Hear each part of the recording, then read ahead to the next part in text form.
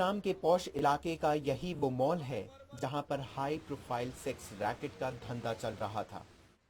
किसी को कोई शक नहीं हो, लिहाजा स्पा सेंटर की आड़ में जिस्म फरोशी के सौदागर इस काले कारोबार को चला रहे थे।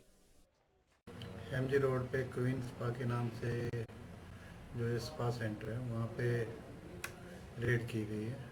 रेड के दौरान वहाँ पे वेश्यावृत्ति करते हुए बंदों को राउंड अप किया गया, जिस पे अभी एफआईआर दर्ज करके इन्वेस्टिगेशन की जाए।